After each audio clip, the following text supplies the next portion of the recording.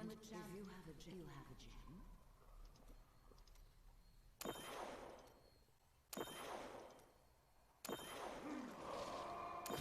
I need to go back.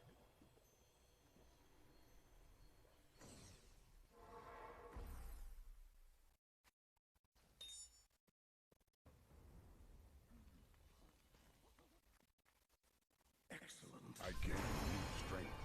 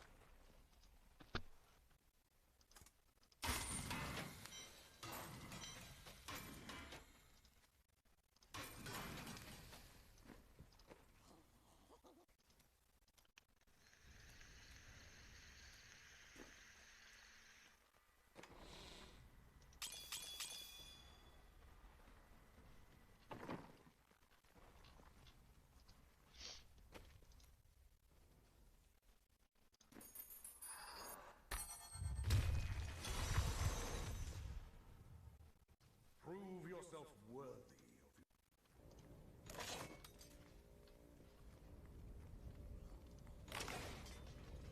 Still recharging.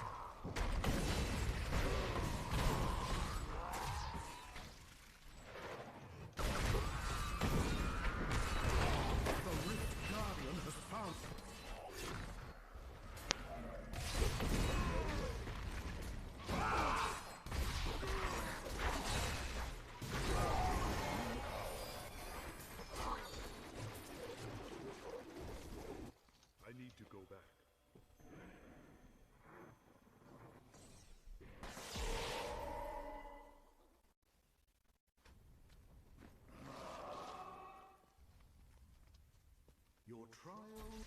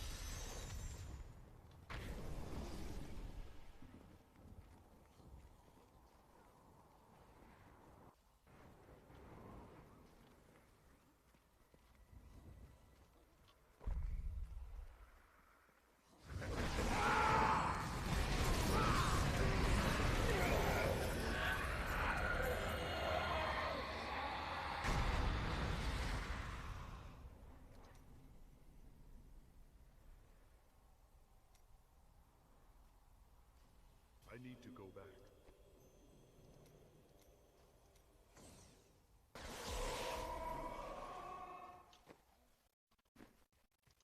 You look like you could use a new item of, indeterminate usefulness.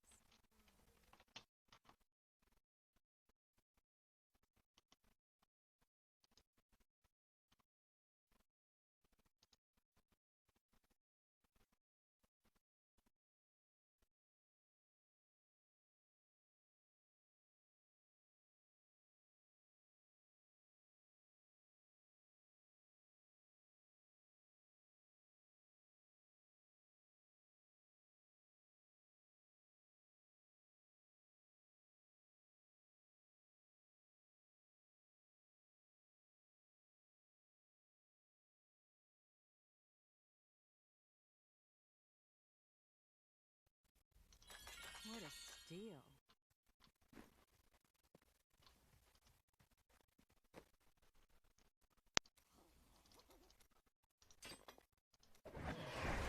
Idea. Not quite.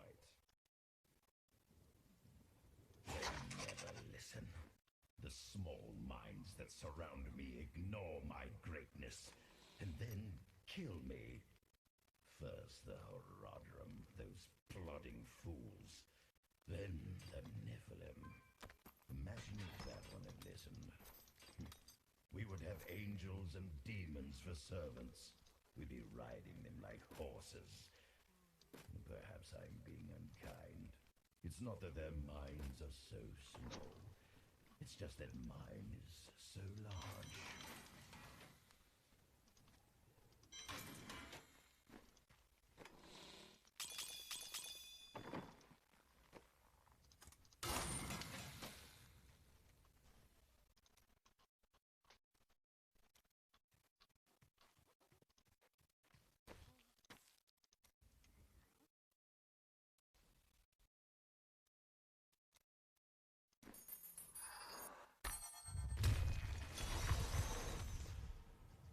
Many Nephilim have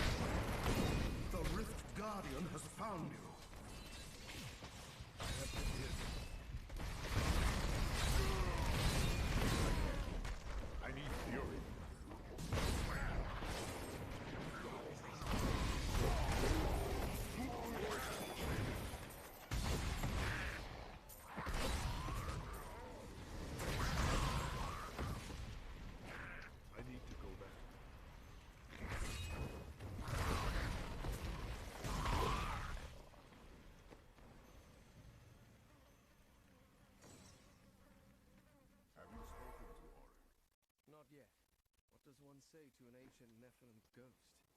Well done.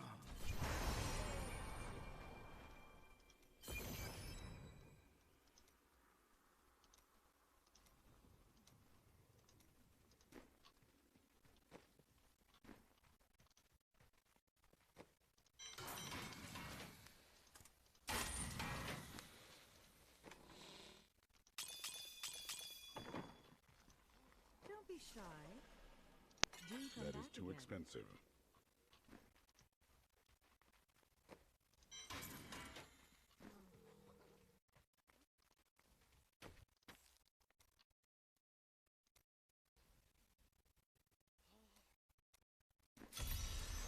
Many Nephilim have stood.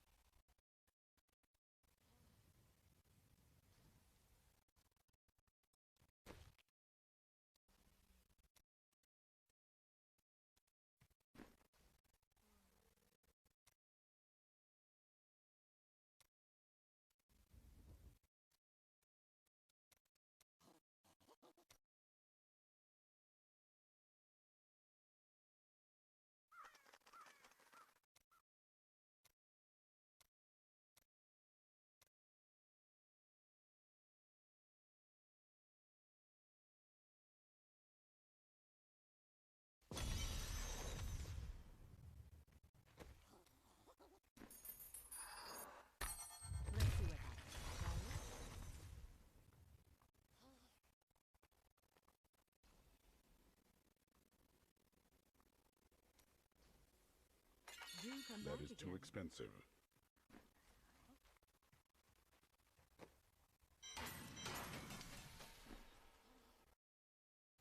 I wish you luck, hero.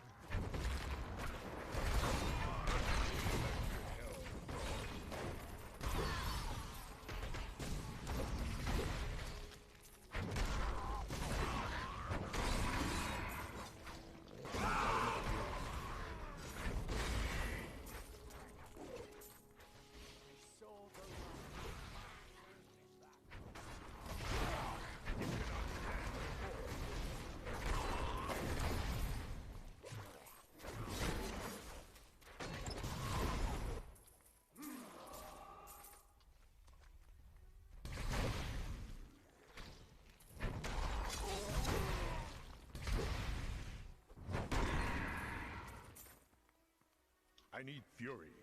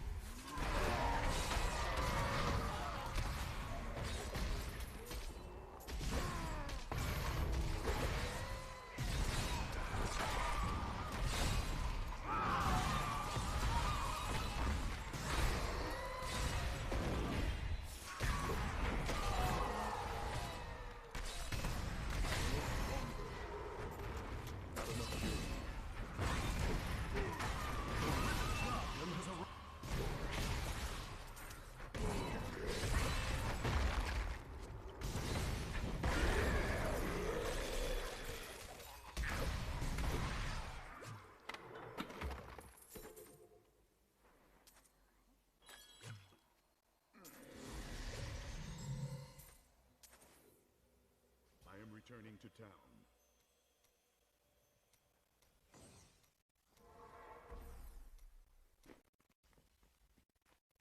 I've dug up some new things for you. A fine battle.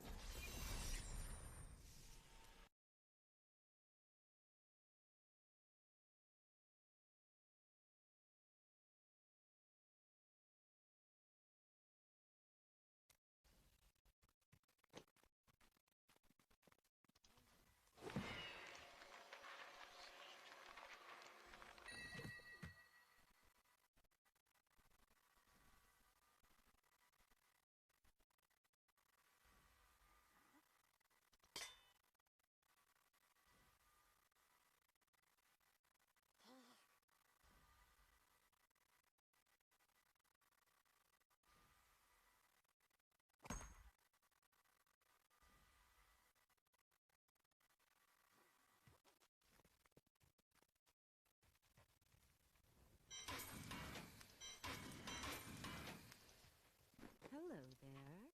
What? I didn't even know I had that thing.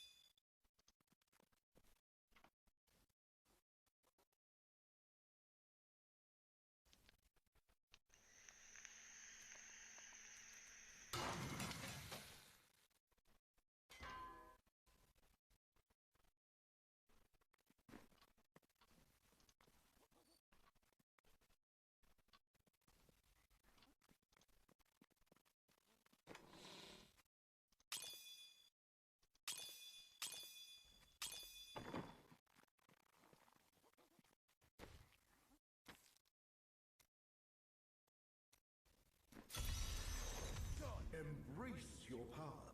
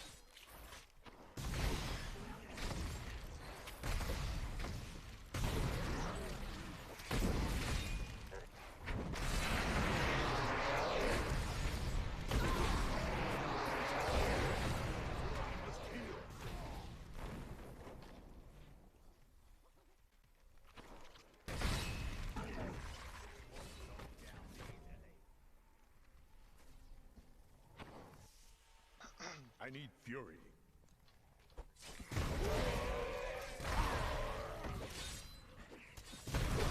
The ancients smile on me. I grow in power.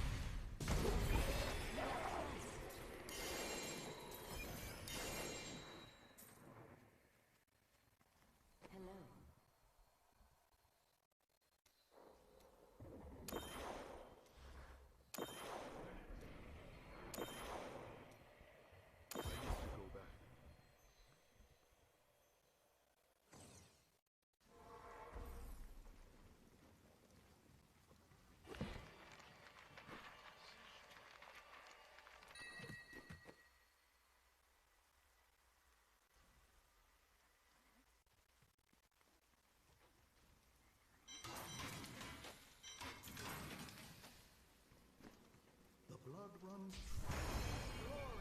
Anything could happen. Well, it's a good paperweight.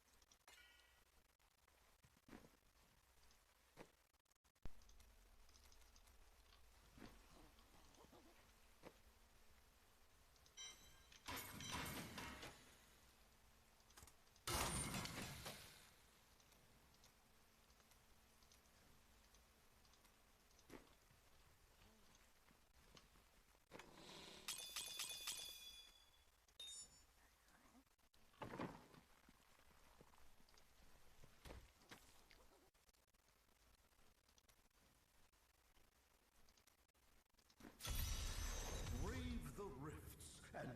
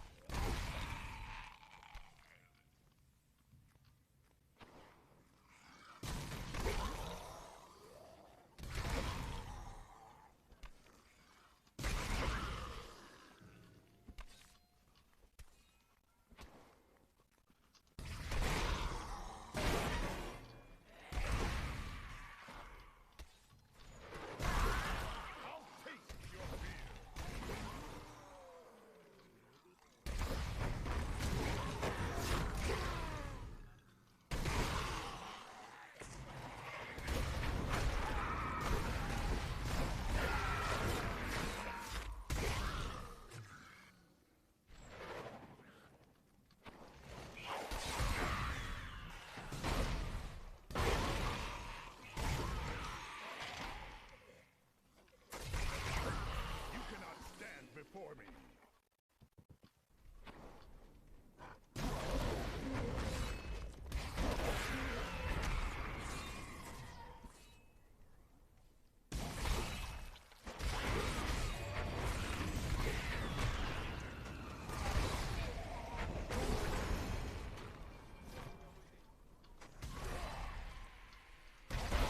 You wilt against my blow.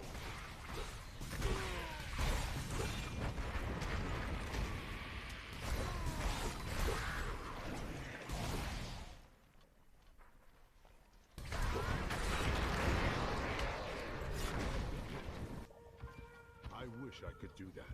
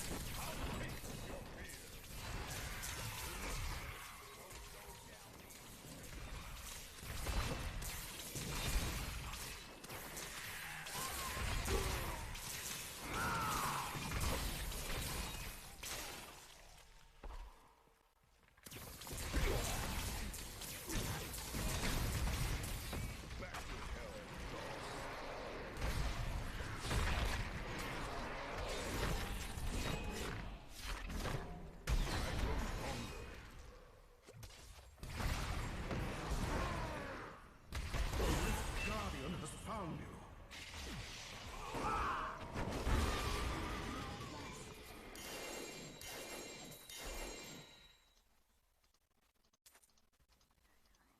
You have a gem?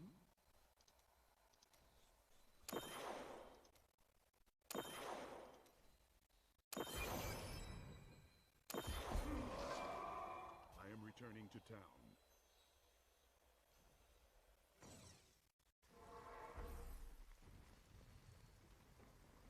Excellent.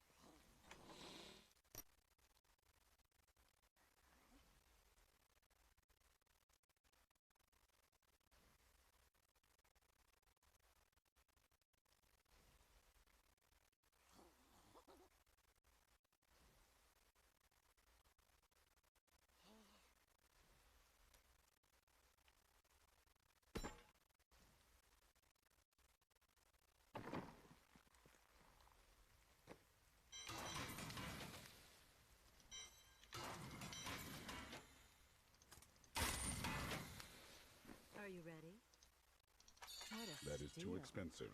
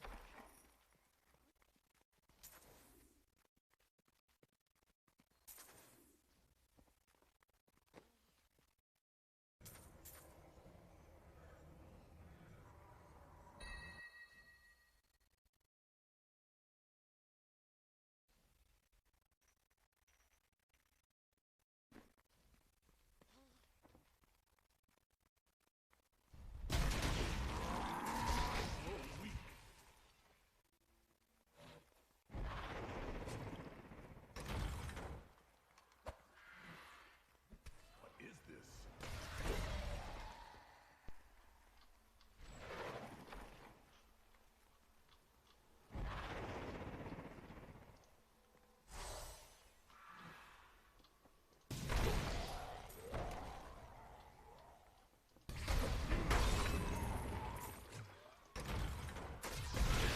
You cannot stand before me.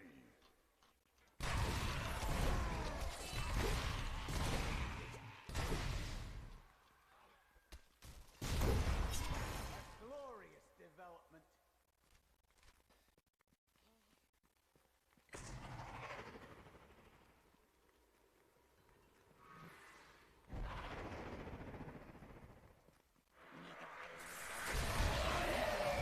Before me.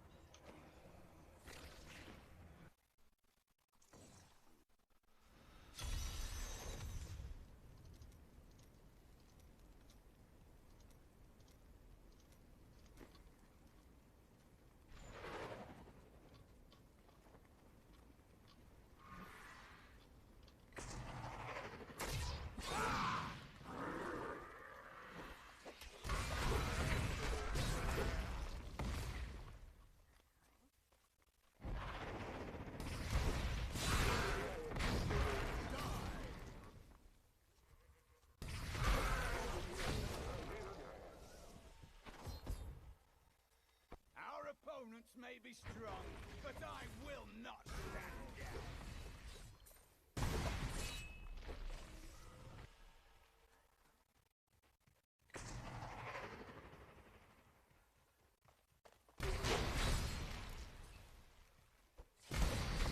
You wilt against my blows.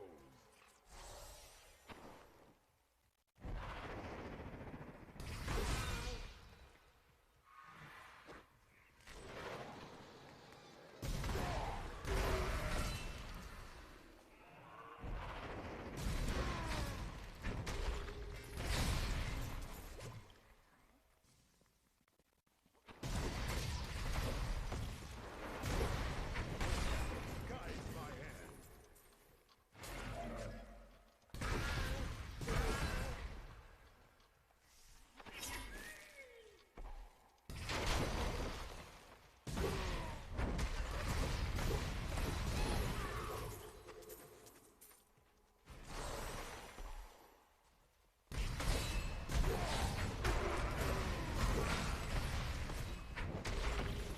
An incredible feat. More fury.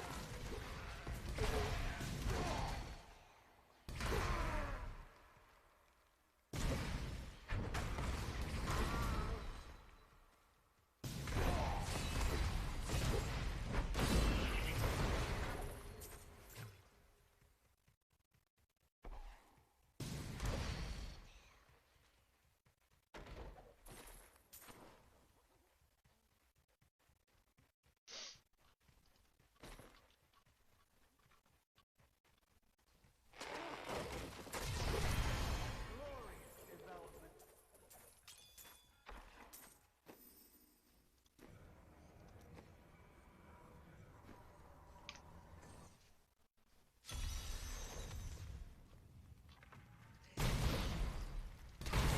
Your flesh is weak.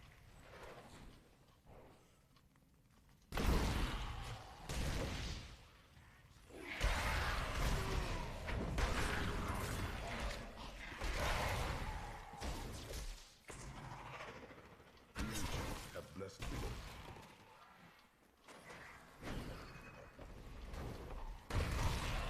Not be denied.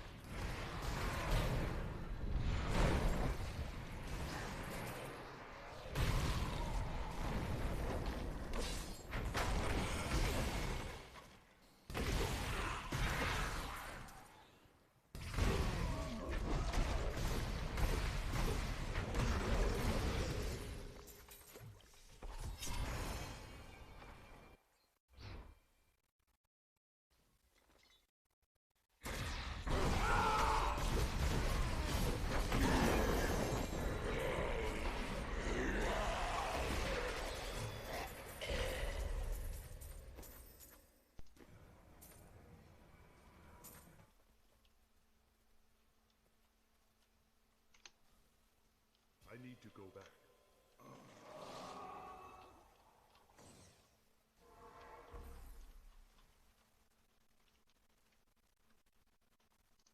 Well done. You have finished.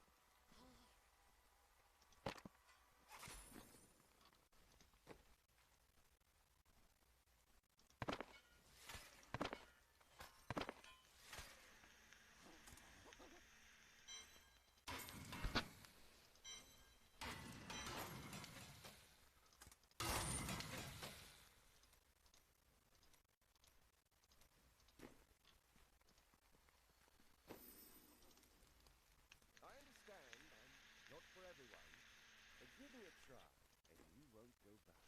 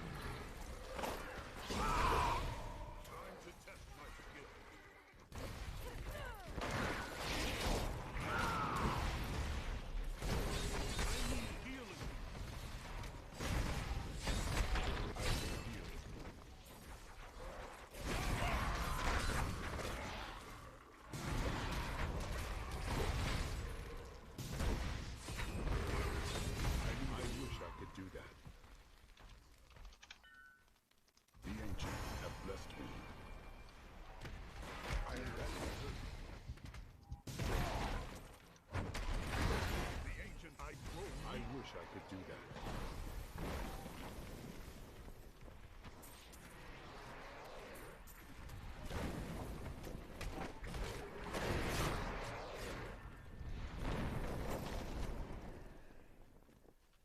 Not enough fury.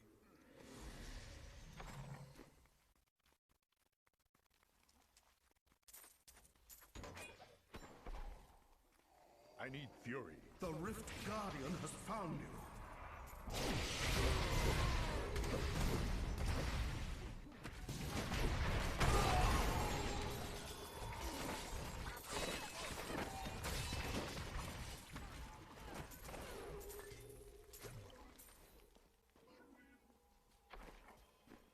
I need to go back.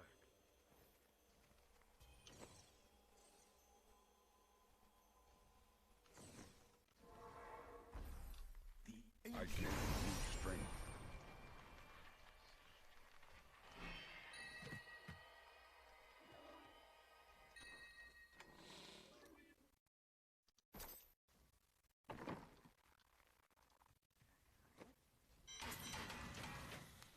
Fortune favors the bold. See you soon. That is too expensive.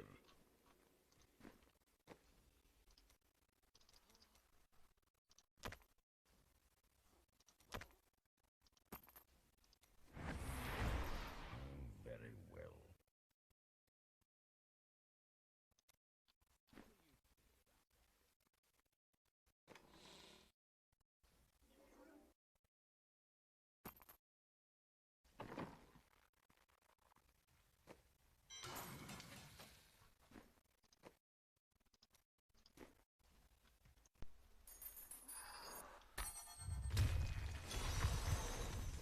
Brave the rifts.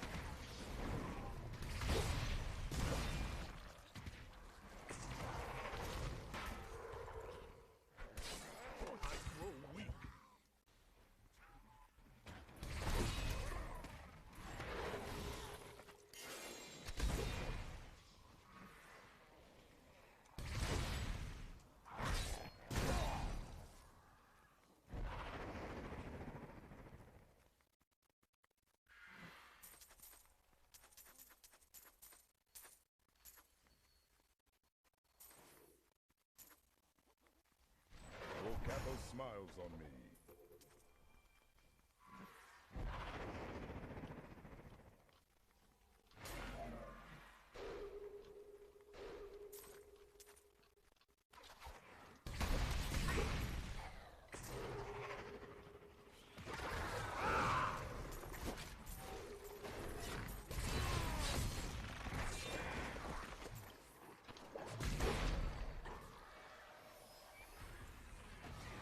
The ancient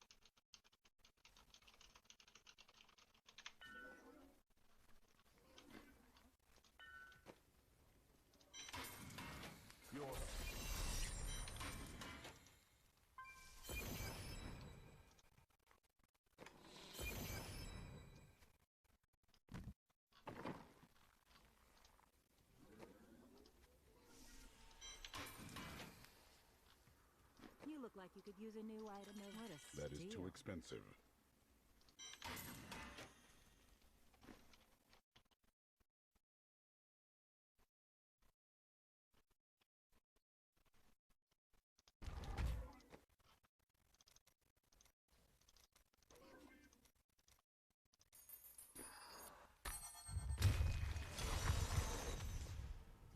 Are you ready?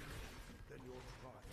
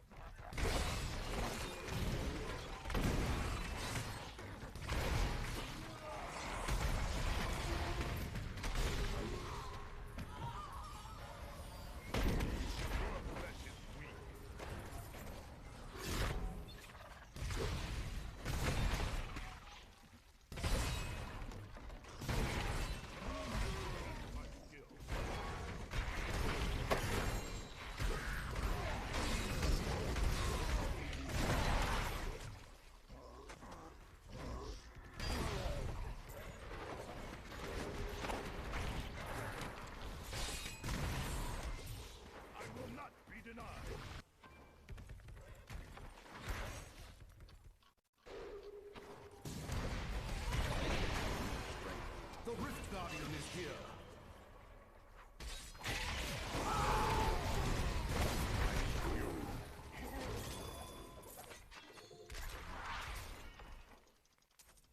I am returning to town.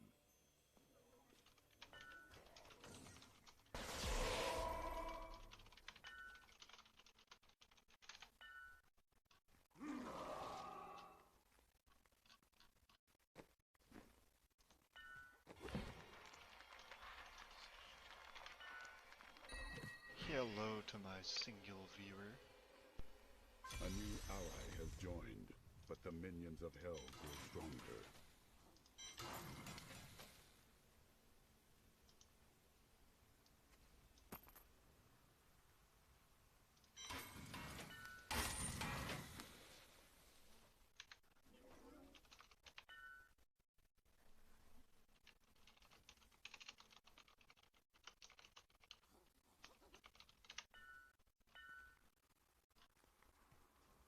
Impressive. I've found a new power.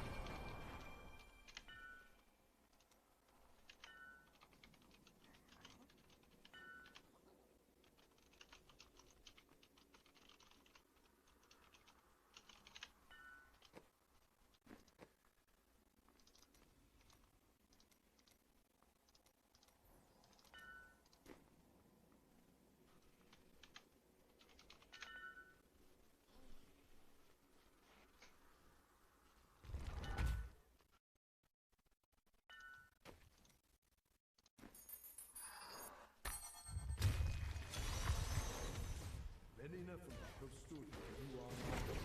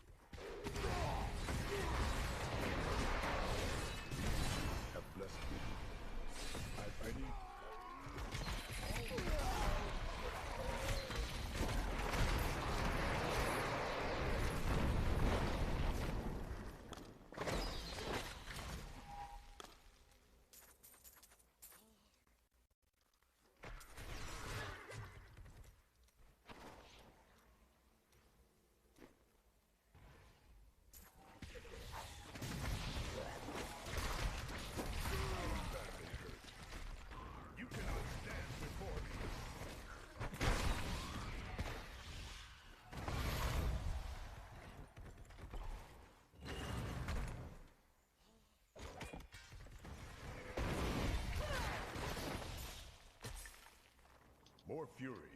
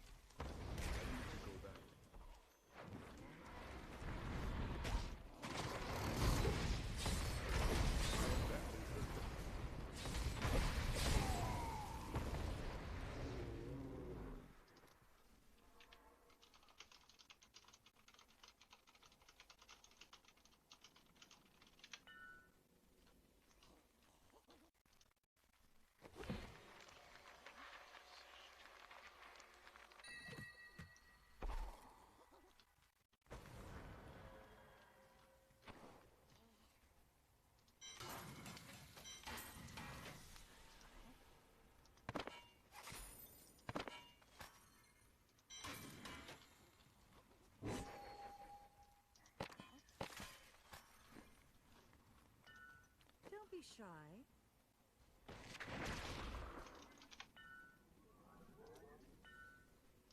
Do come back again. Don't forget, luck That always is too expensive. changes.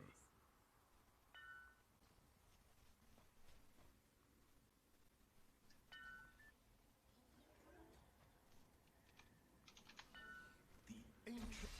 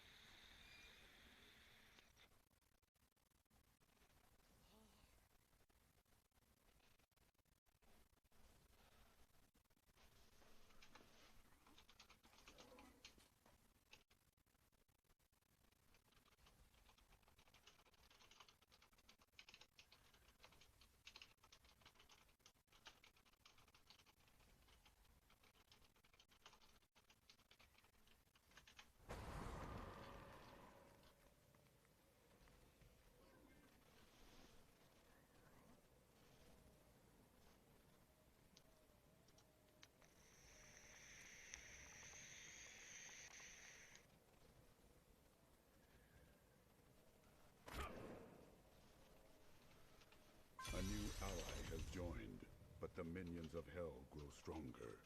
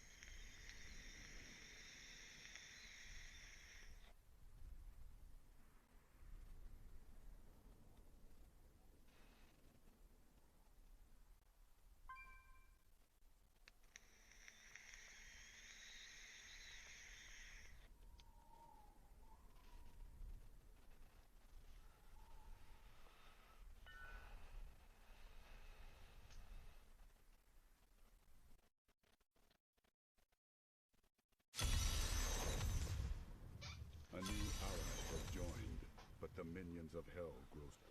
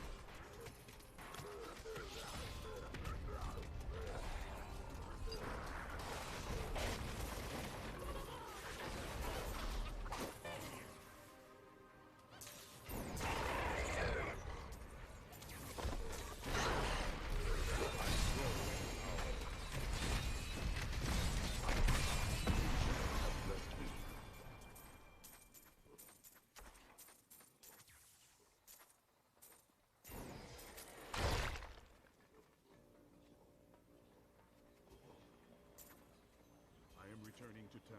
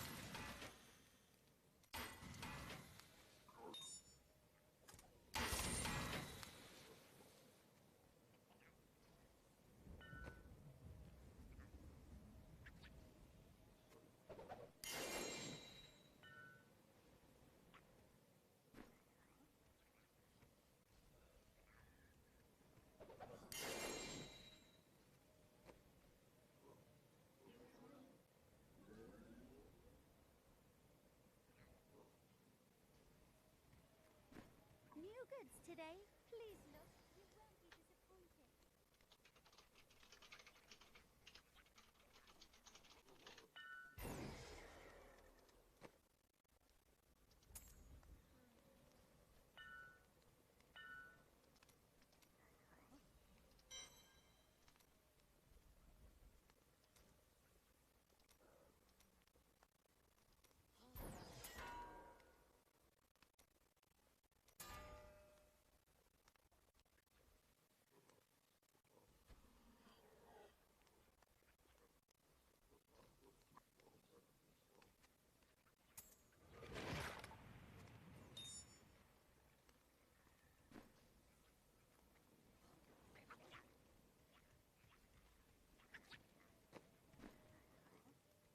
Are you ready? What a steal. I cannot afford that.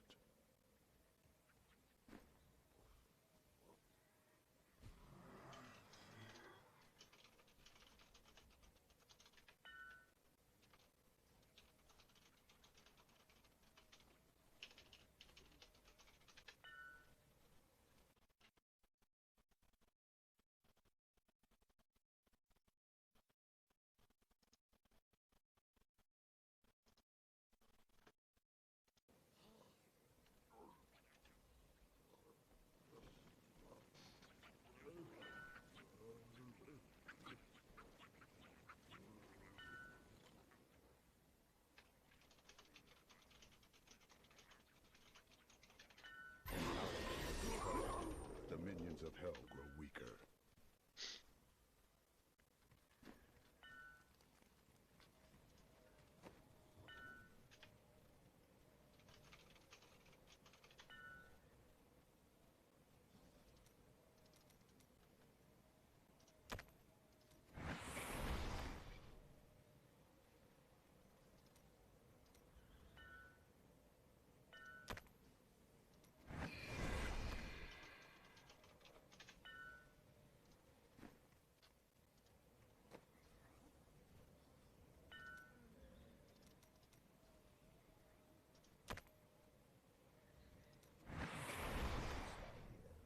Not quite.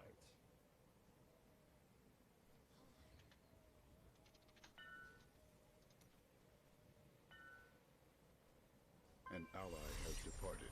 The minions.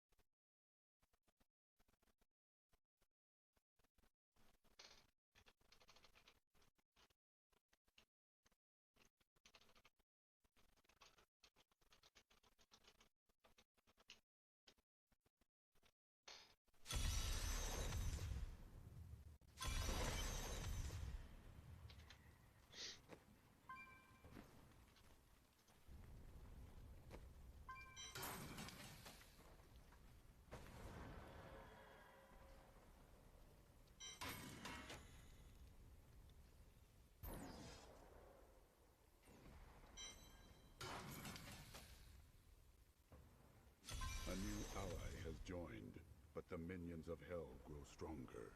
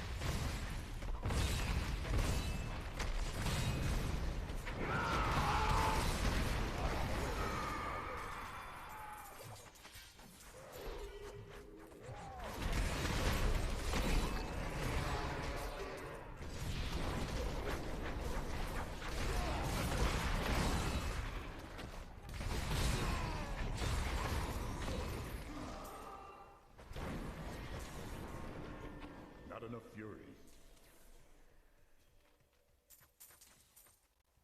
I need to go back.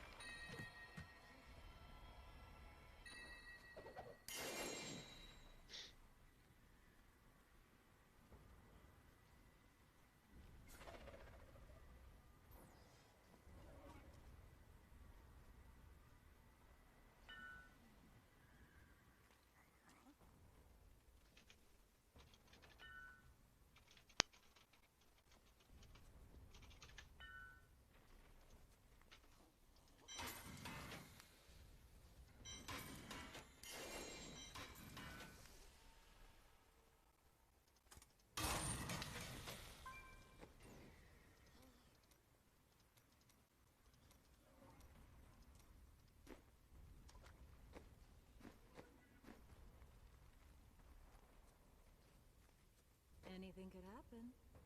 Don't forget, I cannot luck afford always that. changes.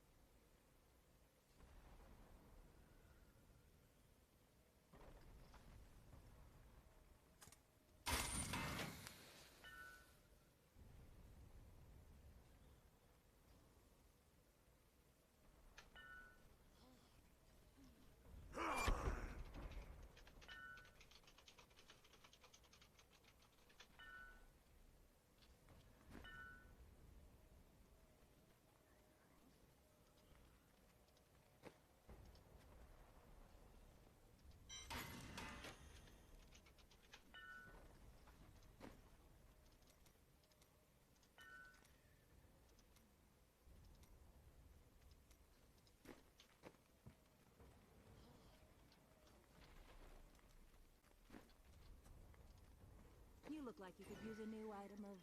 Do come I back cannot again. afford that.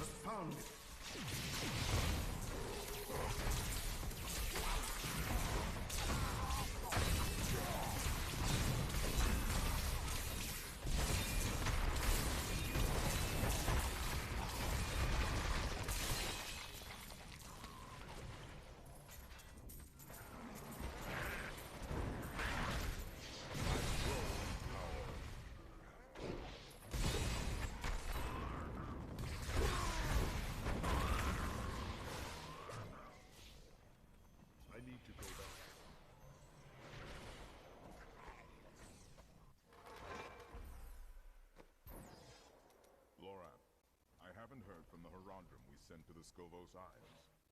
Scovos is a dangerous land.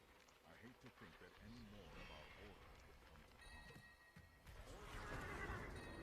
But we believe in the New Horizons.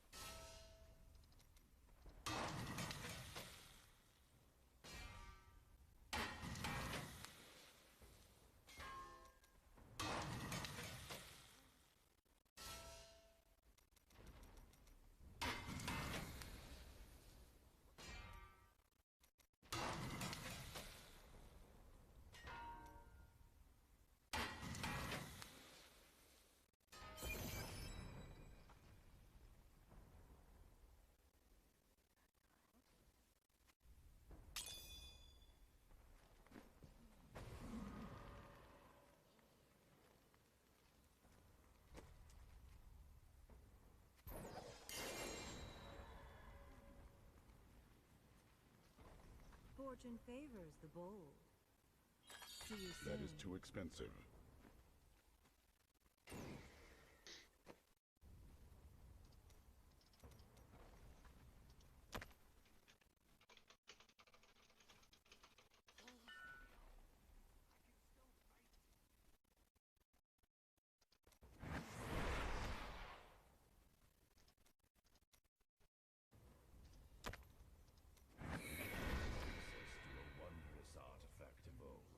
That's what you want to do with it. Very well.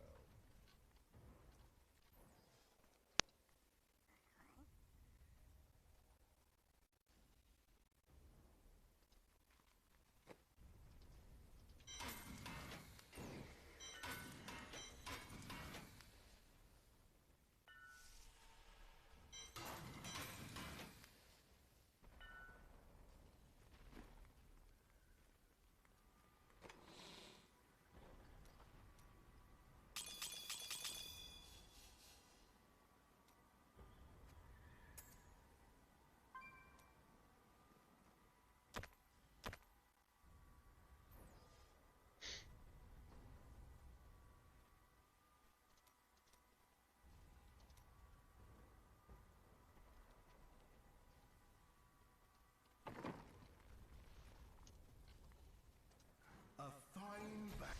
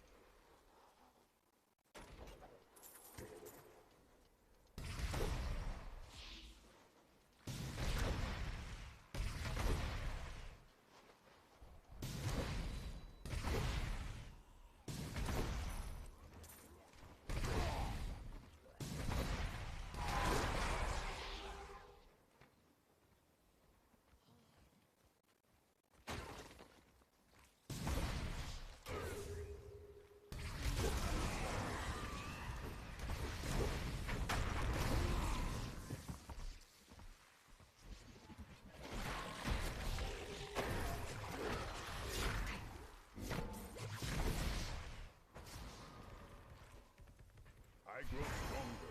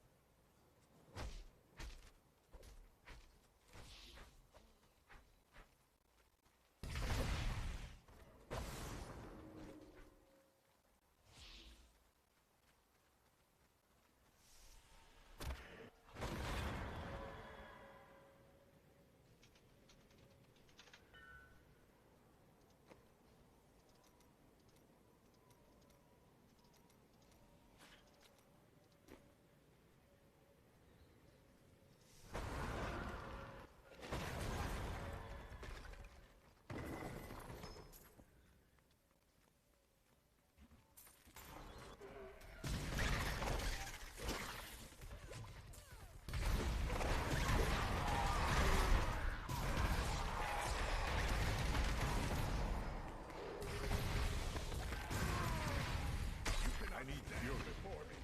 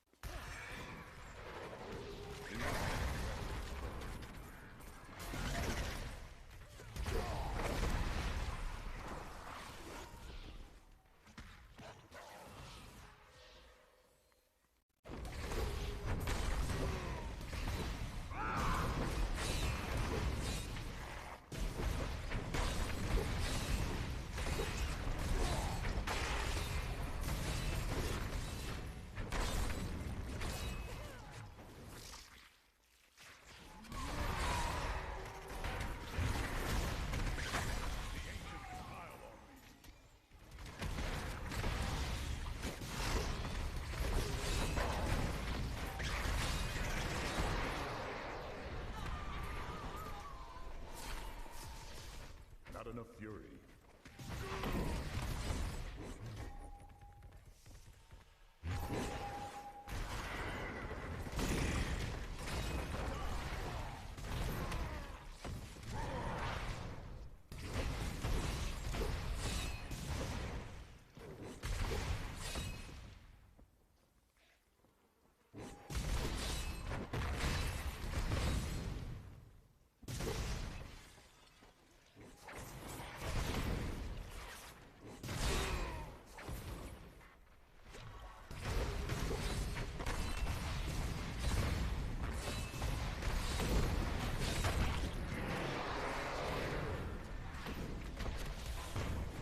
The Rift Guardian is here.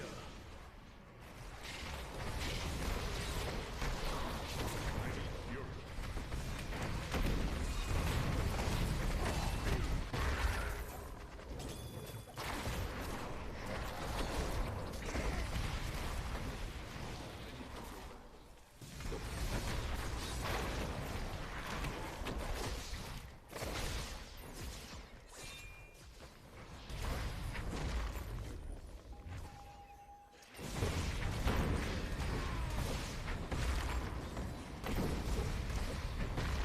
I am returning to town.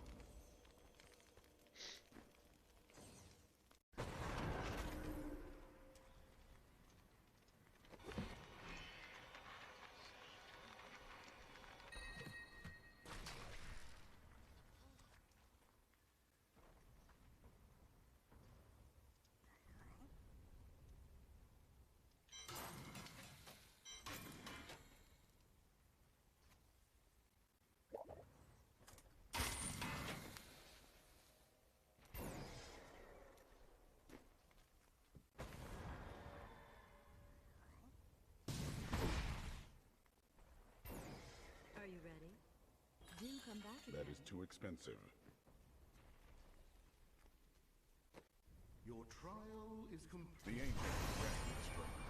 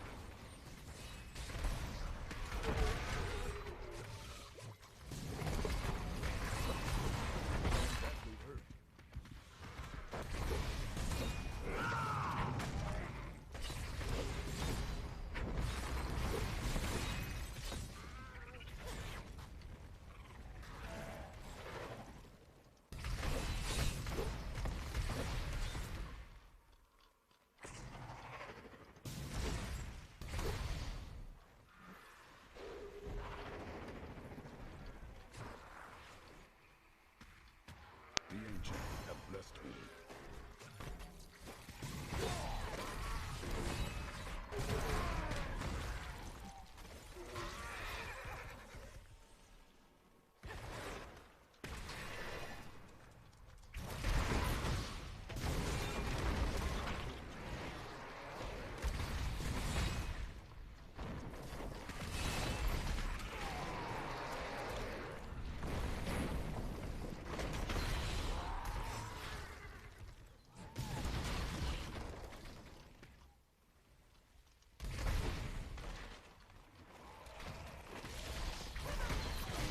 I must wait longer.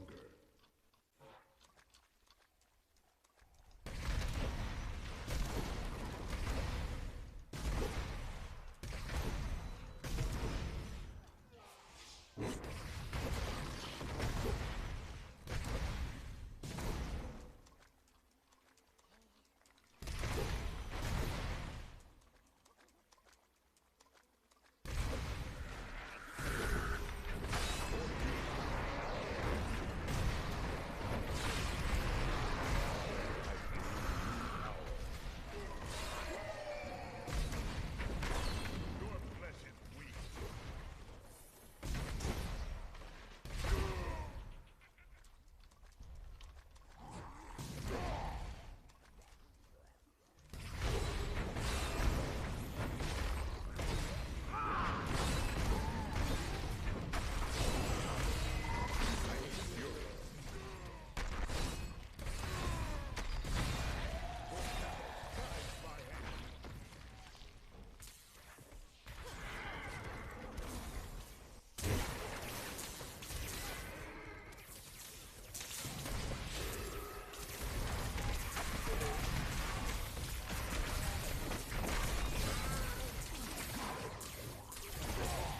Guide my hand.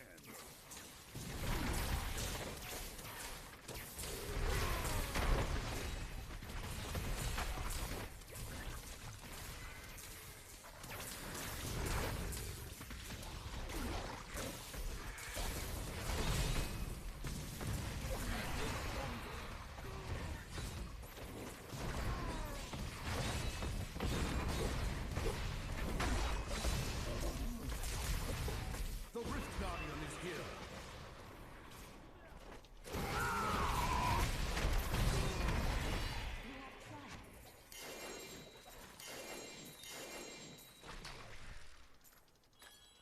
Good to see you.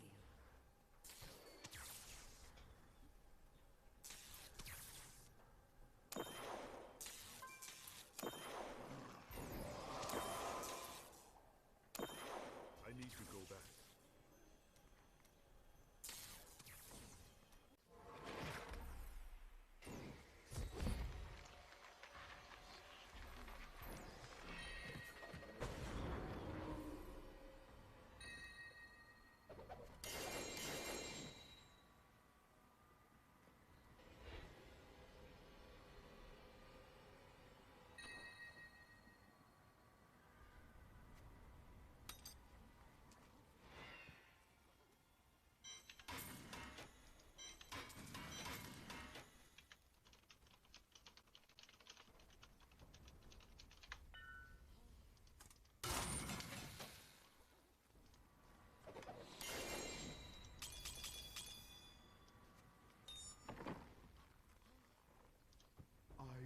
I've gained new power. Fortune favors the bold. Ooh, that's I nice. cannot afford that. Can I have it back?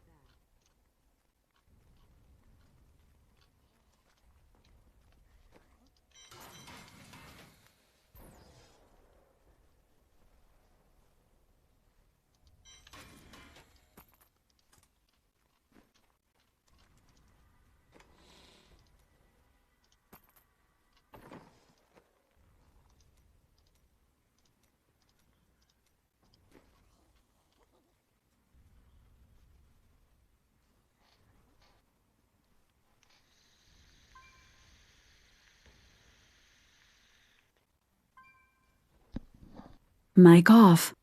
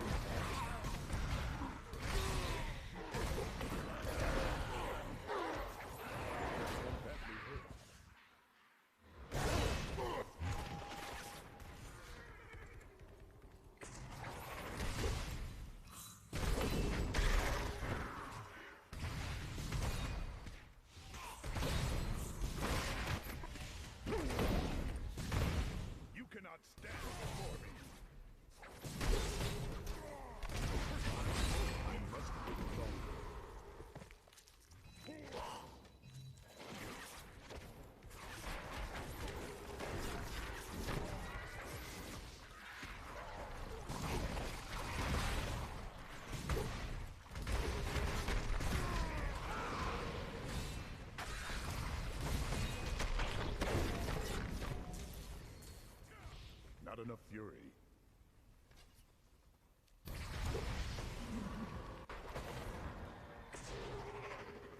He's got those smiles on me. The Rift Guardian is here.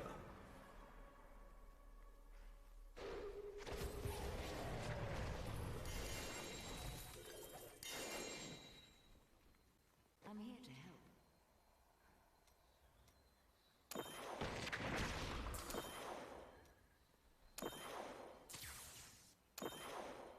I need to go back.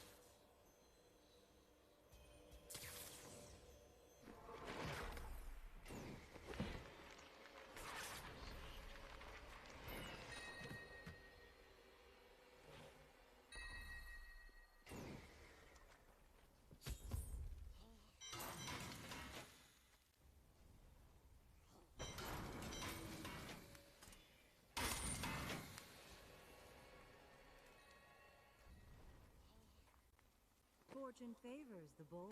What? That is too I didn't even expensive. know I had that thing.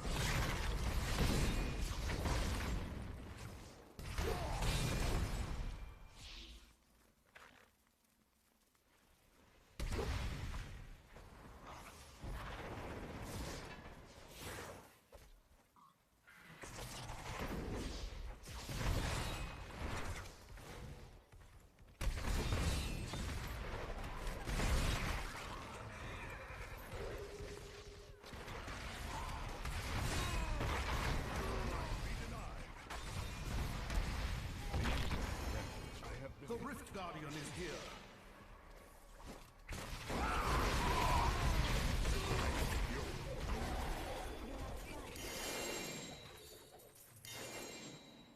What do you need?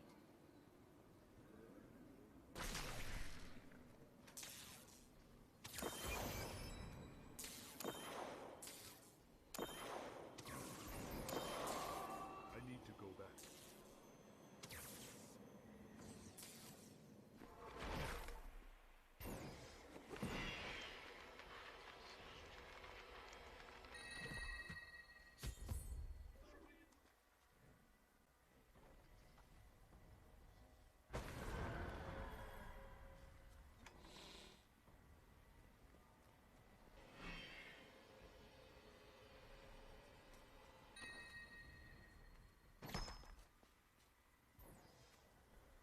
The ancient have been stronger.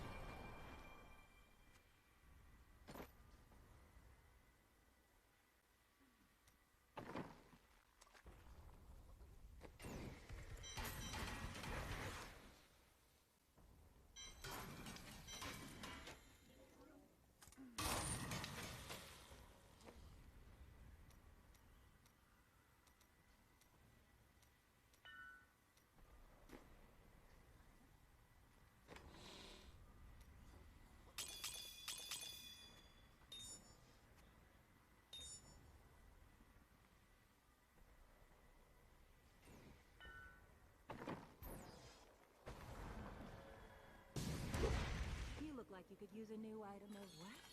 That I is didn't too even know I expensive. had that thing.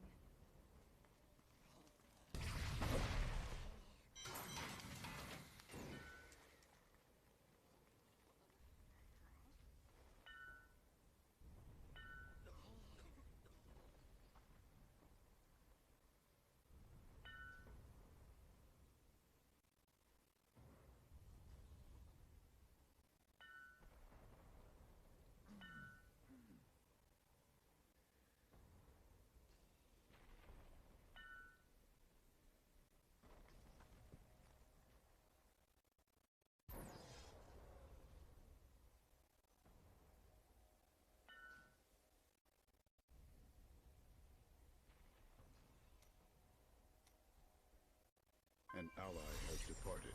The minions of hell grow weaker.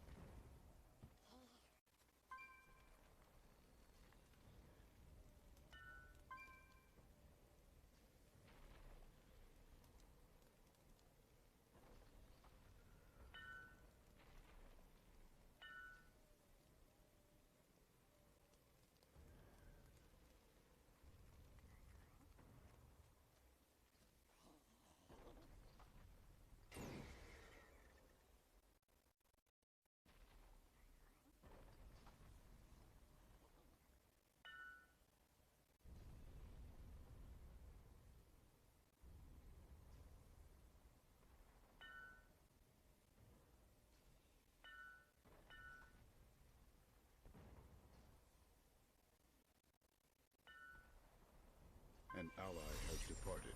The minions of hell grow weaker.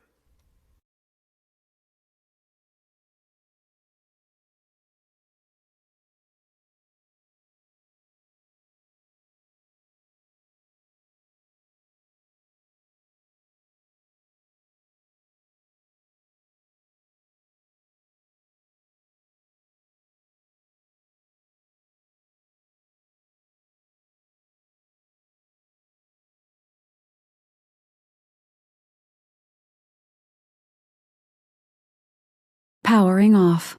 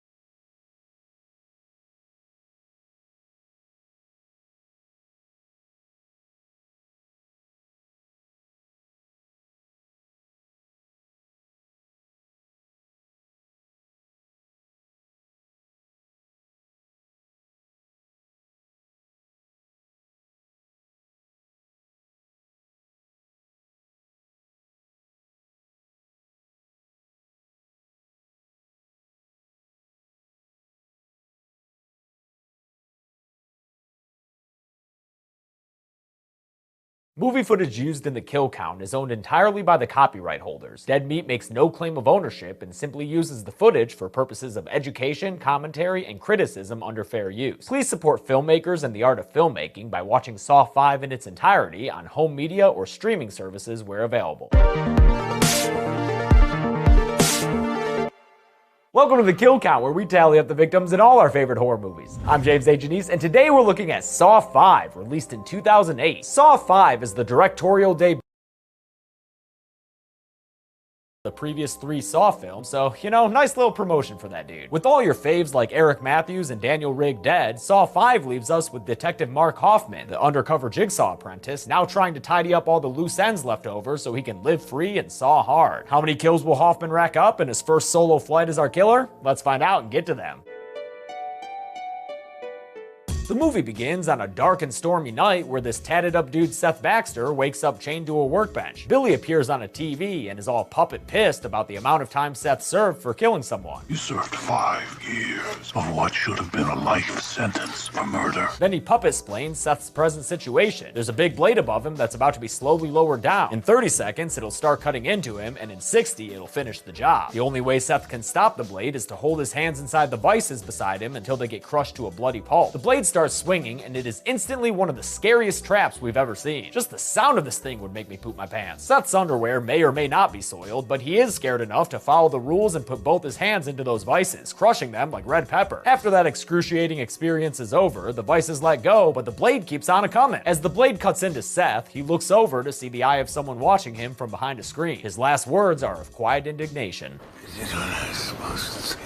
The pendulum blade lowers all the way to kill him, and the clamps around his neck release to allow a final dramatic death gasp. That was a solid meal of gore for our opening kill of the movie. Better cleanse our palates with a title card. Since the Saw series is now a full-fledged TV show at this point, Saw 5 starts with what's essentially a previously on Saw, showing Strom getting locked inside that makeshift operating room by an unseen Detective Hoffman. He finds another way out, but in no time at all, he's getting ambushed by a pig head and knocked out with delicious drugs.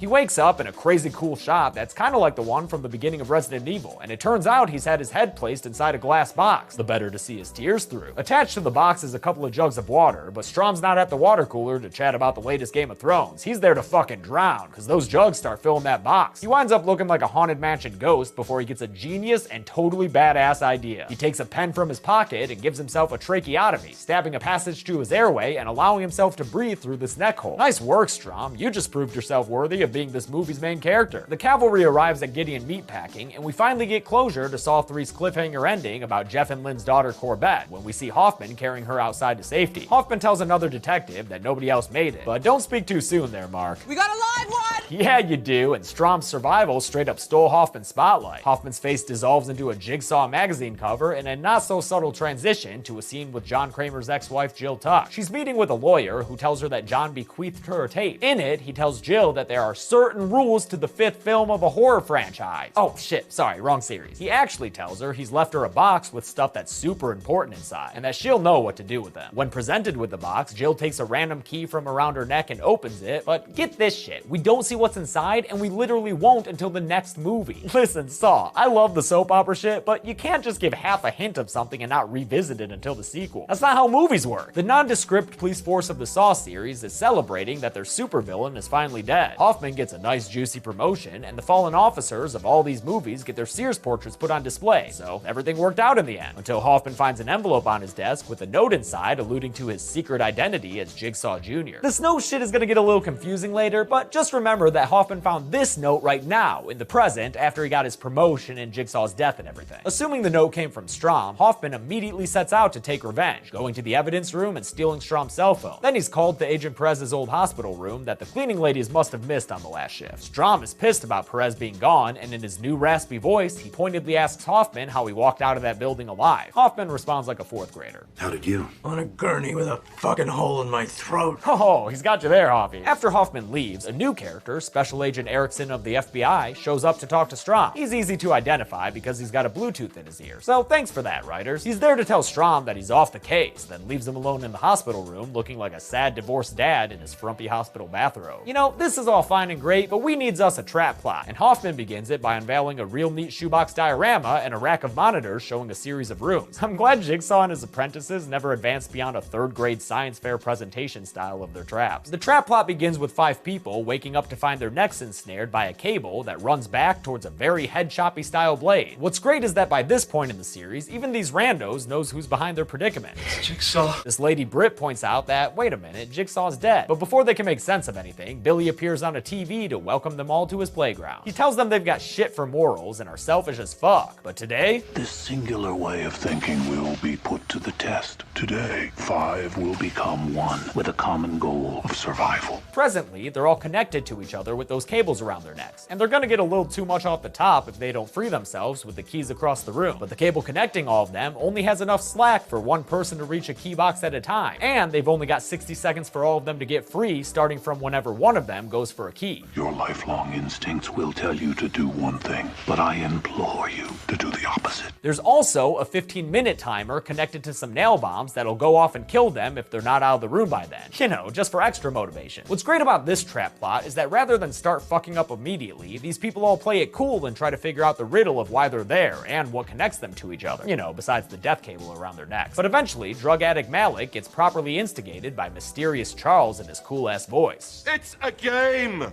Tweaker. Malik makes a selfish run for a key and it sets off the timer. Charles uses his strength to stop Malik and then retrieve his key first. Then he steps back to give the cable some slack so these ladies Luba and Britt can take individual turns getting their own keys. But Malik and this Ashley chick can't seem to work together, and although Malik is able to retrieve his key and join the others in safety, the timer runs out on Ashley and she's pulled back into the razor, giving her a cartoony decapitation. The effects on the corpse after the fact are just fine, but that kill's gotta have the worst effects we've seen in the series so far. The door opens and they move on, but not before Britt collects all the keys in the room. What are you doing? Being smart. Cop plot time, where Strom is sneaking into work to collect some unapproved overtime. He looks up Hoffman's records and finds out that Seth Baxter, the dude killed by the pendulum blade in the beginning, had actually murdered his wife, who it turns out was Hoffman's sister, as this unevenly exposed funeral picture reveals. Crazy stuff, and let's just click through some more plot stuff here for good measure. Great. Yeah, get a close-up on that plot stuff, sure. On his way out, Strom is stopped by Erickson, but he plays it off by saying he's just collecting his things before taking time off, or, you know, throat stuff. Strom goes back to the scene of Seth Baxter's murder and inspects everything there, including the tortured glory hole. Glory hole? A flashback shows it was Hoffman's eye behind it in the opening kill, and that he cut out a fleshy jigsaw piece in an imitation of the real deal. As the detective on the case, Hoffman admitted that he knew the victim as the man who murdered his sister, but I guess that didn't raise any red flags at the time. In the present, Strom just kind of intuits this all on his own. You killed him. Made it look like a jigsaw trap. I got you. In the next room, the trap plot folks suss out their stories. That headless chick Ashley was a fire inspector, Luba is a corrupt city planner, Britt is a VP of a real estate company, and Malik is a trust fund drug addict. Charles already knew all of this because he's an investigative journalist. Billy howdy-doos his way into the story to tell them that the 4 safety chambers they see will protect them from this room's bomb when it goes off. But there are only 3 keys hidden in the glass jars hanging above their heads. They've only got a minute, so Charles incapacitates Malik, citing survival of the fittest, and starts breaking these jars open like he's a gold star pinata busting champion. But after he takes a key from Malik's hand, he becomes the pinata himself. Survival of the fittest, my ass! Britt, Luba, and Malik are able to get to safety inside the chambers, right as the timer reaches 0, and Charles gets killed in the ensuing explosion. Consider it luck, Chuck. You probably had the quickest death in this entire franchise. And yet, it's still got some nice gore to it. Back to a cop plot flashback. After Hoffman investigated Seth Baxter's case, he found an envelope in his desk with a note just like the one we saw him find earlier in the movie. But remember, this is a flashback, meaning that this note came first chronologically, and while Hoffman suspects that Strom wrote the other note we saw him receive, this one must have been written by John Kramer, who's waiting for Hoffman in an elevator at his apartment building. We're witnessing the first time these two met, and as with many first-time Jigsaw meetups, it involves a needle in the neck and getting knocked the fuck out. Hoffman wakes up in Jigsaw's starter workshop that we saw in the last movie, and John says he knows all about Hoffman and his sister's murder. Since we see it in a flashback, I'll put it on the count. And yes, I should have done the same with Jeff and Lynn's son Dylan in Saw 3. My bad for not including it. Although John sympathizes with Hoffman's familial loss and his desire for justice, he can't condone what Hoffman did to Seth. Unlike you, I've never killed anyone. Killing is distasteful. It never ends with this guy. But he really truly believes his ideology, which is what makes Jigsaw so damn interesting. There is a better, more efficient way. Seems like he's willing to recruit Hoffman into his effort to crack down on recidivism, but only after he psychologically tortures him by making him pull the trigger of a shotgun pointed at his head. Fuck you.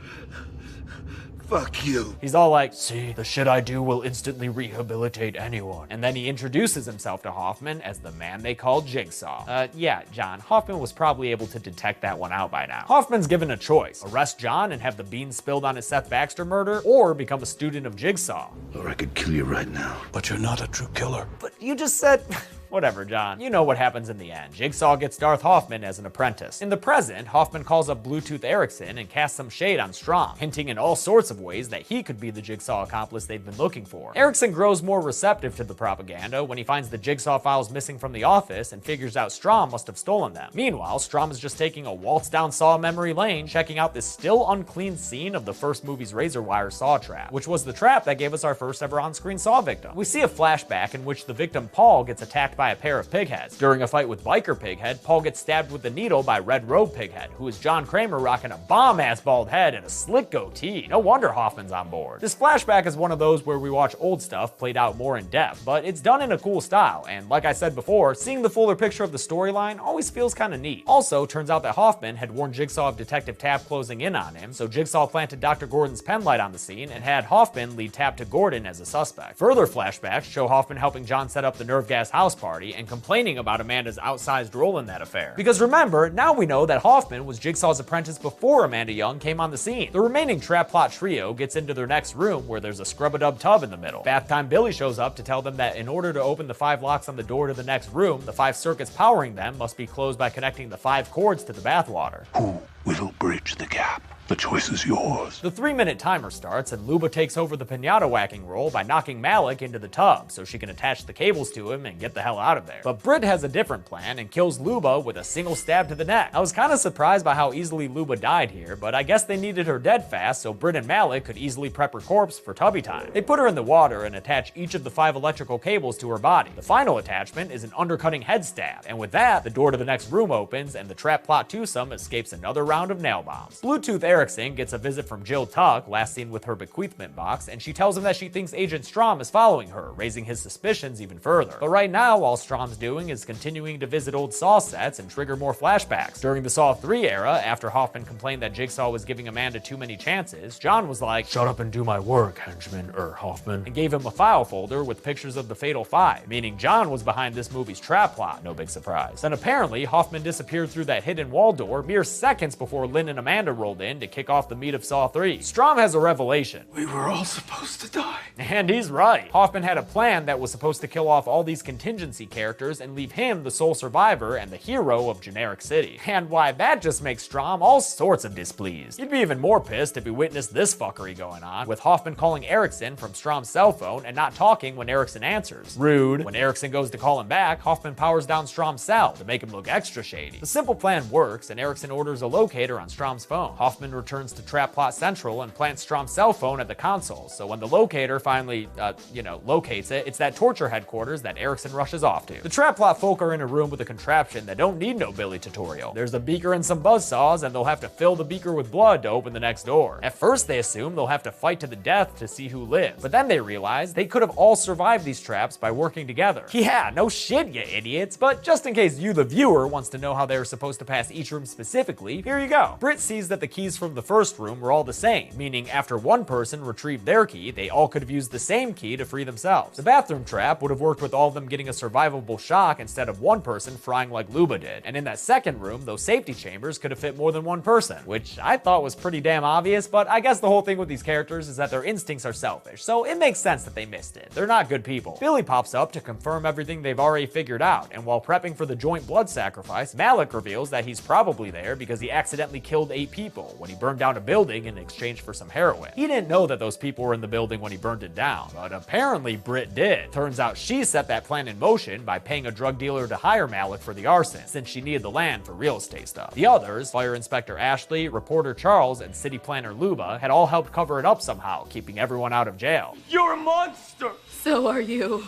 We both deserve to be here. Aw, torture traps, bringing people together since, well, actually, this is kind of the first time they've been successful in that regard, isn't it? Hoffman arrives at what looks to be his home, and Strom is right there behind him. Strom just walks right through the door to stalk Hoffman through the house, and hey, is it just me or does this place look kind of familiar? Like that trap door in the ground and those tunnels? Yep, turns out this is the nerve gas house. And apparently Hoffman remodeled it to be a home. It's kind of far-fetched, I know. But look, while Strom's looking around the infamous tunnels, he even sees the door to the shit room. He doesn't opt to enter it, instead pressing on to find a room with that glass coffin we saw John making in a flashback in Saw 4. Inside is a tape player, and when Strom plays it, he hears Hoffman's voice instead of John Kramer's. Hello, Agent Strom. It tells him good job on the detective work, but lay the fuck off now, man. It also says the only way safely out of this room is inside that box full of glass shards. But Hoffman himself is lurking just outside that room, and when he makes a noise, Strom stops the tape to hear what's up. Meanwhile, Malik and Britt stand side by side as they prepare to sacrifice any future hand grip strain. In the goriest scene of the movie, their hands are buzzsawed apart to fill the beaker with blood. It's a pretty intense scene, but at least they have each other to lean on as they make their sacrifice. When the beaker has its fill, the door unlocks, so it looks like Britt and Malik have made it. Yeah, I love a real happy feel-good ending. Later, Erickson arrives at the building, having followed the phone tracker, and when he walks into the torture trap command center, he finds Britt barely alive on the ground. She woozily tells him that they won, and he calls for immediate medical assistance. So yeah, she and Malik actually succeeded and survived. While waiting for the medics to arrive, Erickson takes a look around and finds Hoffman's planted evidence setting up Strom, including a cell phone on the table and the files Strom took from the station. Erickson also finds a folder with some headshots of Matt Walsh in it. Oh shit, no, those are pictures of Erickson. So now he thinks that Strom was targeting him next. He calls in an APB on Strom, meaning Hoffman's gambit has succeeded. Speaking of Hoffman, he enters the room with the glass coffin only to find it empty, meaning Strom didn't follow the instructions on his tape. Instead, Strom attacks Hoffman from behind, and after a short bout, knocks him into the glass coffin and closes the lid, locking him inside. I got you,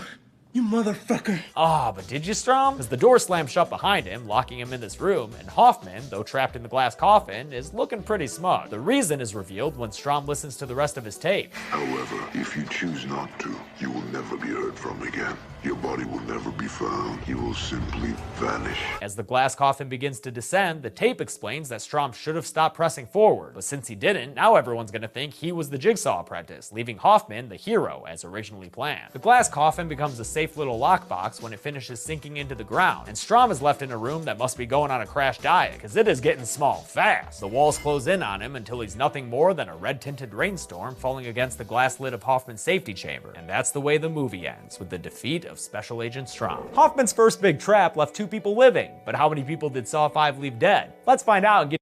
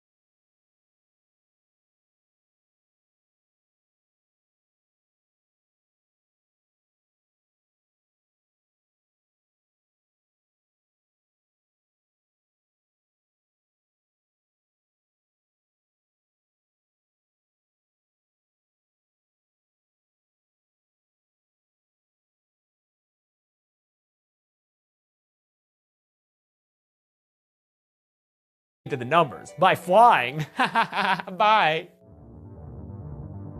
In a series low, tied with the first movie, only 6 people died in Saw 5. The victims consisted of 3 men and 3 women, giving us an even 50-50 split, and with a runtime of 95 minutes, we got a kill on average every 15.83 minutes. I'll give the golden chainsaw for coolest kill to Agent Strom, who really could have used a pair of droids to shut down all the garbage smashers on the detention level. Dull machete for lamest kill will go to Ashley, because I hate how fake her decapitation looks. For shame, Saw 5. The platinum punji sticks for coolest trap will go to the necktie trap, also known as the collar. I love the tension, pun intended, of each person having to give and take so they can all escape, and the reveal that one key would have freed them all is an excellent way to illustrate how selfish these people's instincts were. Rusty mousetrap for lamest trap will go to the shotgun chair that Jigsaw put Hoffman in. What, his test was to be willing to pull the trigger on himself? Also, I don't know guns, but I've read that with the way that cartridge is shown to have been loaded afterward, Hoffman should have actually had his head blown off. I'm giving every Untitled Saw sequel a personalized subtitle to help it stand out. This week I give you Saw 5, The Hoffman Cometh. And that's it! Saw 5 came out. Movie footage used in the kill count is owned entirely by the copyright holders. Dead Meat makes no claim of ownership and simply uses the footage.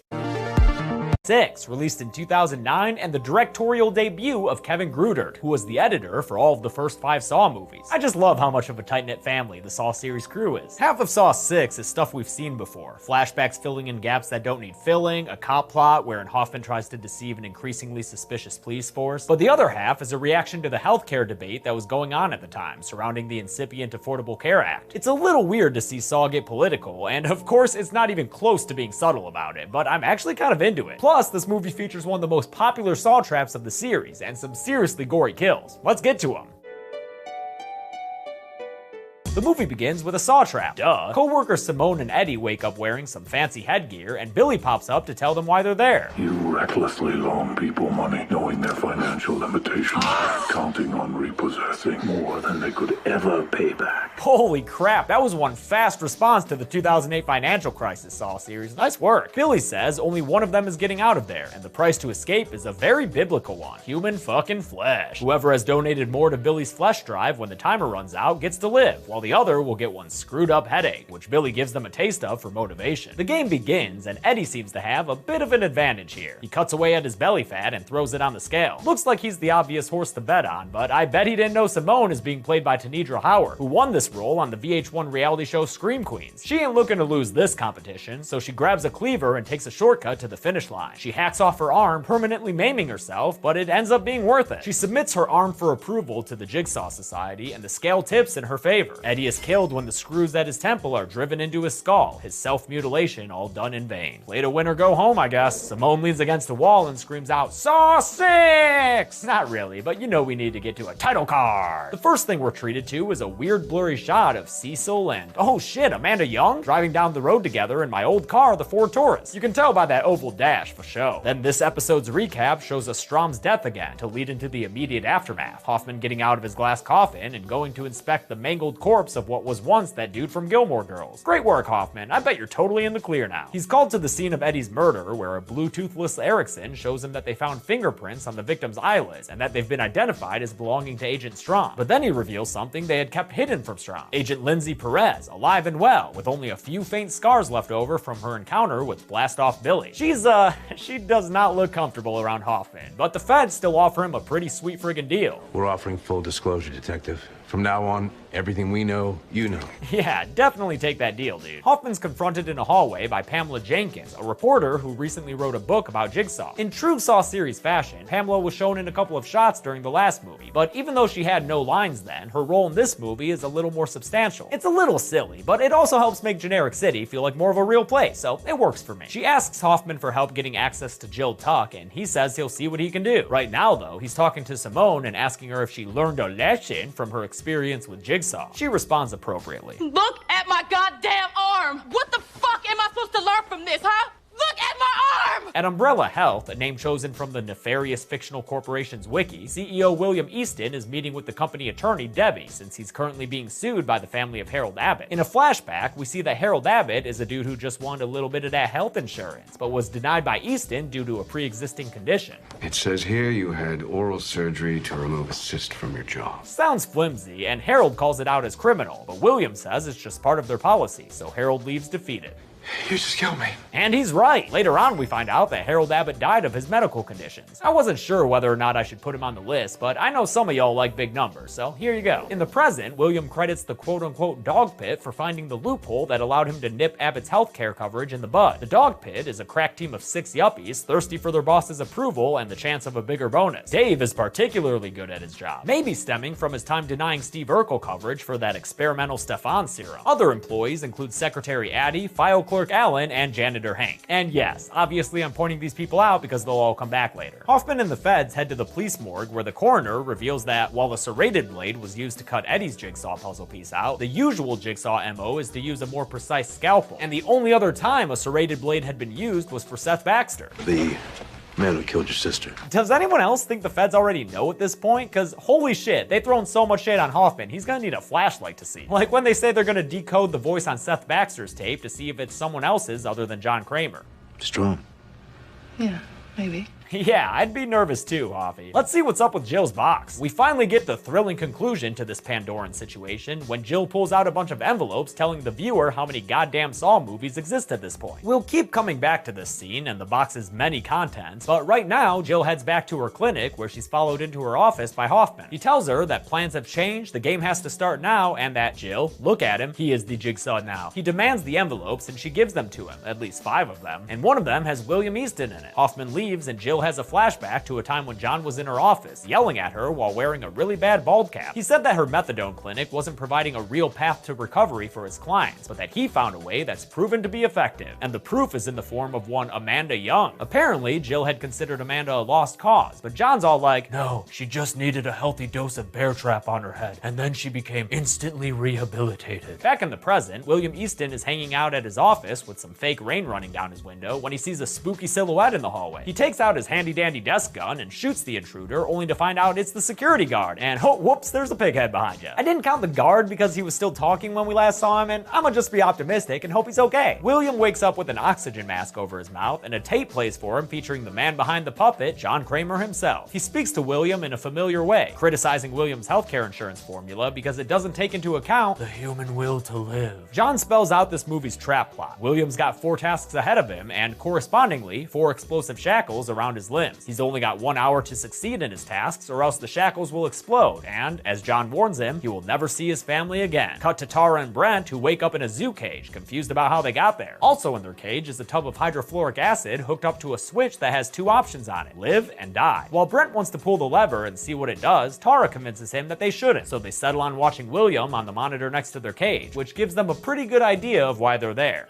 We're here because of your father. William's first task pits him against Janitor Hank, who Jigsaw criticizes for his smoking habit? Christ, next thing you know, he's gonna be throwing people into buzzsaws because they eat too much red meat. But smoking is relevant to the minigame at hand since it's based on lung power. Every time William or Hank takes a breath, the clamps around their waists will close in, until enough breaths result in some fatal rib crackage. The only way to win is for the other to lose. Who has the stronger will to live? We find out in a very well-directed scene where both men try to hold their breath, cracking on occasion to suck in some air and narrow their waistline. Eventually, Hank's tar-filled air sacs let him down, and he can't hold his breath any longer. He's killed after the clamps close all the way in on him and crush the bones in his torso. I could make a smoking kills joke here, but I feel like it'd be too easy. William is freed from the trap and retrieves a key that opens one of the shackles on his wrist. 3 more to go, and you are making great time, dude. Giddy up! Underneath the shackle, William finds a tattoo reminding him of a party he sponsored to help Jill's clinic, which is where he met John Kramer. After William explained his company's coverage formula and admitted that he's the one who came up with the equation, John is less than impressed. So in a sense, you choose who lives or dies. Who tells their story? Then John criticizes the formula for missing the most important thing of all. The will to live. In the present, William continues forward in this abandoned zoo to his next task, one that involves grabbing a pair of cable crossover handles so he can do some fly reps. But wait a minute, looks like somebody paint that puppet! And Billy smacks into the window to explain the next task to William, which is just straight up fucking hilarious, Saw 6. William has to choose who to save, his young healthy file clerk Alan or his older secretary Addie, whose family has a history of diabetes. According to William's formula, Alan should be the one who lives, but now William has to choose for himself, and as these voyeuristic photos show, Billy points out that Alan is a lonely boy, while Addie's got a love that keeps her waiting.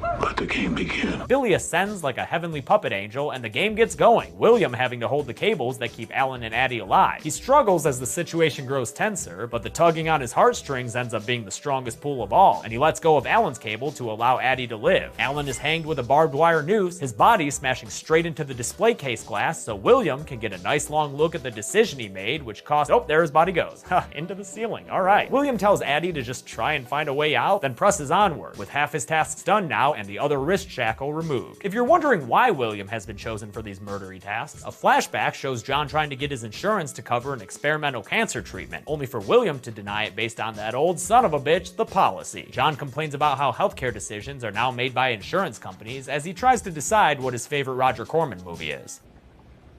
Piranha. Oh yeah, good choice, John. But yes, William's in this position because he had control over John's life, so now John is posthumously taking control of William's. Another flashback shows reporter Pamela Jenkins finally tracking down Jill Tuck and giving her a letter that she said was found at the scene of John Kramer's murder. Jill says it doesn't look like anything to her though, and closes the door on Pam. After putting the note back under Jill's door, Pamela goes to leave, only to get pig-headed, get oinked! So presently, she's real close to Tara and Brent in her own little cage at this abandoned zoo. Now you know how monkeys feel, Pam. Pam's cage and the mother-son cage both have two-way mirrors looking into them, which allow Detective Hoffman to observe them from this movie's Trap Plot Command Center. Another flashback shows Hoffman's apprenticing days, back when he was setting up for Saw 3 after kidnapping Timothy Young for some rectitude adjustment. This scene is the first time we've ever seen Hoffman and Amanda together, face to face, and they do not get along. She implies he's nothing more than a big meathead, a point he doesn't disprove when he dumps out Timothy's body. As a human being, you know that I'm shortly about to put in my favorite torture device, the one that twists his head around. You do almost feel bad for John, though, when you see the annoyance on his face at his two child surrogates arguing all up in each other's grills. On their way to go pignap Dr. Lynn, Amanda and John run into Jill in the green tunnels. She asks him to stop his jigsawing to no avail, and he gives her that key that we saw her use to open the mystery box back in Saw, God, was it 5 or 4? I don't even know anymore. Anyway, the box also had a mystery package that Jill takes to a hospital and deposits through the mail slot of an office door. Mysterious, yes, but don't get too peaked. It's another thing that won't be resolved until the next movie. William has now made it to his third task, A Nightmare on Saw Street. This one has his company's lawyer Debbie down below him with a device that'll stab her in the head if she can't make it across the room in 90 seconds. William will have to help guide her from above. Her pathway is blocked by a lot of searing steam that William can turn off by choosing to burn himself instead. It's super painful to watch for anyone who has experienced steam burns, especially when you see just how damn hot some of those blasts look. In the end, he's able to hold off enough of the steam geysers to let her make it across the room, where she learns that the key to her freedom is actually inside of William, having been surgically placed there earlier. She attacks him with a buzzsaw to retrieve it, but he's able to fend her off long enough that the device's timer runs out. It goes off and kills her with a metal rod, piercing her through the jaw and out the head. Ouch! Debbie becomes deady, and her burnt and punctured body falls to the floor of the boiler room. Even though that one didn't work out super great, Will still gets a key and moves on to his fourth and final task. This last one is a hell of a ride. William finds his dog pit team tied to a hugely popular trap, the shotgun carousel. Billy pops up and says that William can pick 1/3 of his staff to live, since they only accept 1/3 of the healthcare applications his company receives. That means he can only save 2 of them by sticking his hands into a trap that'll pierce them. 2 can live, 4 will die. Your decisions symbolized by the blood on your hands. When he does that, the trapped shotgun will fire straight into the air, not hitting anyone. If he opts out, that shotgun's finding flesh instead. The trap starts and they all plead for their lives, but when this guy Aaron stops in front of the gun, William can't bring himself to use one of his 2 safeties on him, and Aaron gets shot right through the chest by the shotgun. Man, this trap is terrifying for the people on this ride. When it's this chick Emily's turn, William does choose to save her, possibly because she mentioned her 2 kids. He gives himself stigmata and the shotgun fires into the air instead of at her. Kids, they're not only good for tax breaks. The rest of the dog pit starts talking mad shit about each other, and this chick Gina tries to claim that she's pregnant, but the others yell that she's lying. When it's her turn under the gun, William decides not to play stabby hands again, and Gina gets shot to become the second victim in this carnival ride of death, also known as a carnival ride. The next one killed is Dave after William also stands by instead of choosing to save him. His chest is blown open by the shotgun's 4th blast, ending what could have been the Darius McCrary-sance. Now there are only 2 people left for William to choose between, Josh and Shelby. She's up first, and William winds up doing the hand-piercing thing to save her, causing the shotgun to fire into the air. That makes Josh realize he's fucked.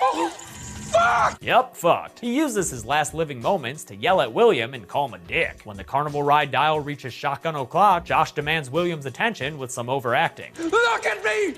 When you're killing me, you look at me! He's killed by the sixth and final shotgun blast, ending the insane and terrifying carousel shotgun trap, the trap that has claimed the most victims of any singular trap in the series. William moves on and takes his final key. Erickson calls Hoffman away from his ringside seats at the zoo into the police science headquarters, where the tape from Seth Baxter's murder is almost done descrambling. The technician Sachi works her magic as Perez tells Hoffman she doesn't believe that Strom is the one behind all this. Something doesn't sit right. Then the voice finishes being descrambled. Right now, you're feeling helpless. And shit goes crazy. Hoffman slits Erickson's throat and splashes coffee in Perez's face, then cuts out the lights and uses Sachi as a human shield when Perez shoots at him blindly. Sachi is the first to die in this scene, doing a classic death slide down the wall to go out in style. Then Hoffman pins Perez against a wall and stabs her a real nasty 5 times in the stomach with his blade. As he drives it in deeper, she says that everybody already knows about him, pissing him off enough to finish the job and kill her with a 6th and final stab. She too slides down against the wall. Good form, everyone. Well, except for Erickson, who just bleeds out on the ground for a while. He actually manages to cling to life long enough for Hoffman to leave and return with a tank of gasoline to burn this mother down. He does so on his way out the door. What the fuck are you even about to do now, Hoffy? I guess head to this movie's resolution, which will take place at the Trap Plot's abandoned zoo. Jill beats him there by a few minutes and gets a good look at his little command center area before she takes the note she got from Pamela and leaves it on the console for Hoffman to see. In his zoo cage, Brent has had enough and wants to pull the lever before the timer in their cage runs down to 0. Little does he know that William is also racing against the clock, following arrows that point to family. Brent pulls the lever only for it to do nothing on either setting, but maybe that's because the timer hasn't run out yet, you big old crybaby. Hoffman arrives at Trap Plot Central to find the note, and we finally learn what it is. A copy of the note he wrote to Amanda in a scene we witnessed in a Saw 4 flashback. You know, the note that made her cry way back in Saw 3. It says that he knew Amanda was with Cecil the night Jill and John lost their child. What? Yep, remember that blurry driving flashback the movie opened with? Amanda and Cecil were headed to the clinic, and she encouraged him to go jack the drugs for a fix. Frickin' Saw flashbacks, it's like each one zooms out a little bit further to reveal that another character was there the whole time. Somehow Hoffman knew about this and blackmailed Amanda. He said he'd tell John about her involvement with Cecil unless she killed Dr. Lynn, meaning Amanda's murderous temper tantrum at the end of Saw 3 was somewhat forced by Hoffman. He did this because he knew it would make her fail John's test and possibly get her killed. It did, so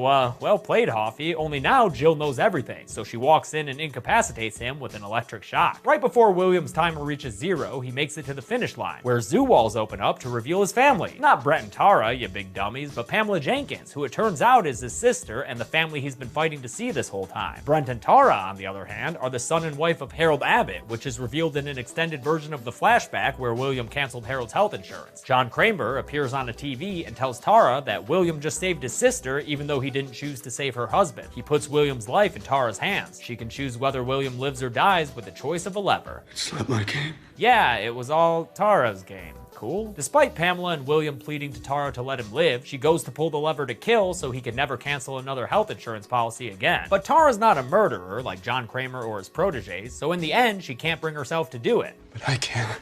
You killed my father, you motherfucker! Yep, Brent pulls the lever, which lights up a huge rack of needles that swing down and stab William in the back, pinning him against Brent and Tara's cage so they have to watch what happens. William gets injected with way more than a healthy daily level of hydrofluoric acid, which is pumped into his back through those needles. The HF overdose melts his body from the inside and kills him in a super gross way, all right there in front of his sister. Bummer, dude. Meanwhile, we see the last thing inside Jill's mystery box was a reverse bear trap, the OG Saw trap that's finally back in action.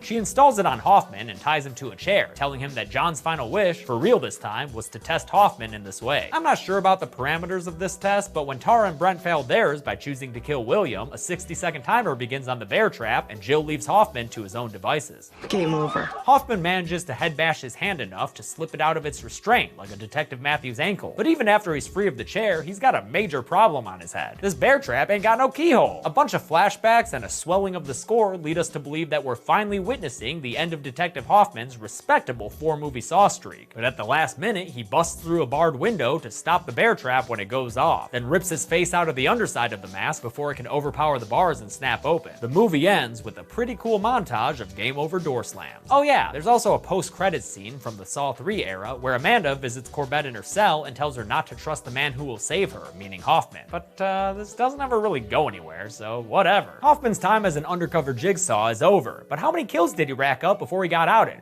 Let's grab Billy and find out at the numbers. Oh, he's chilling with a hacksaw. He's busy. I'll just take his twin brother. What? Why are there 2 of them? I don't know.